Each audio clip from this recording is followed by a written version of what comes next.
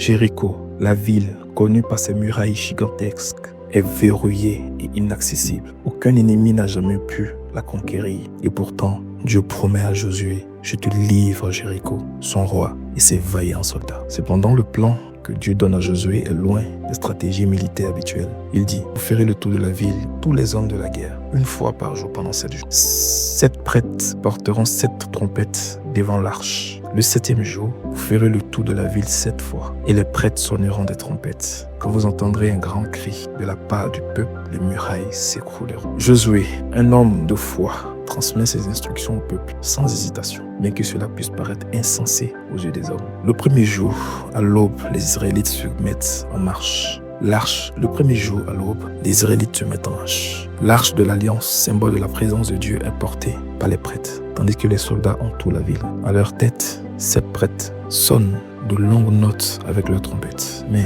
étrangement, le reste du peuple reste silencieux. Les habitants de Jéricho, observant du haut des murailles, sont perplexes. Qui sont ces étrangers qui tournent en rond sans attaquer? Ils se moquent et les ridiculisent. Mais les Israélites continuent en silence, suivant fidèlement les instructions de Dieu. Pendant 6 jours, ce même rituel se répète. La tension monte chez les Israélites, mais ils se retiennent de parler, sachant que la victoire viendra par l'obéissance et non par leur propre force. Le 7e jour arrive. Ce jour est différent. Le peuple doit faire 7 fois le tour de la ville. Sous un soleil brûlant, les Israélites avancent. À chaque tour, la fatigue se fait sentir, mais leur foi reste ferme. Les prêtres continuent de souffler dans les trompettes, et l'arche reste au centre de leur possession. Un rappel constant de la présence de Dieu parmi eux. Au terme du 7e tour, Josué donne l'ordre tant attendu. Criez, car l'Éternel vous a livré la ville. Alors le peuple tout entier pousse un cri puissant, un cri de victoire, un cri de foi. Au moment même où le cri du peuple retentit, un tremblement de terre divin secoue Jéricho.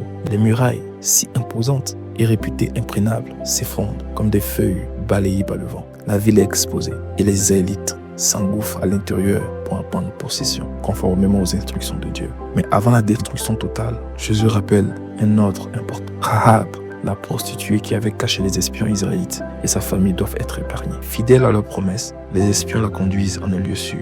Rahab deviendra plus tard une ancêtre du roi David, et par extension, une ancêtre de Jésus-Christ. La chute des murs de Jéricho n'est pas due à la puissance des armes, ni à une quelconque stratégie humaine. C'est une démonstration éclatante de ce que la foi et l'obéissance peuvent accomplir. Les Israélites ont remporté une victoire décisive en mettant leur confiance dans les instructions de Dieu, aussi inhabituelles soient-elles. Josué, en tant que chef fidèle, reçoit l'approbation de Dieu et l'admiration de son peuple. Jéricho devient un exemple des grandes choses que Dieu peut faire lorsque son peuple lui fait confiance sans réserve. La chute des murs de Jéricho n'est pas due à la puissance des armes. Mes frères et sœurs, cette histoire nous rappelle que la foi est audacieuse. La victoire n'est pas toujours remportée par nos forces ou nos plans, mais par la foi en Dieu.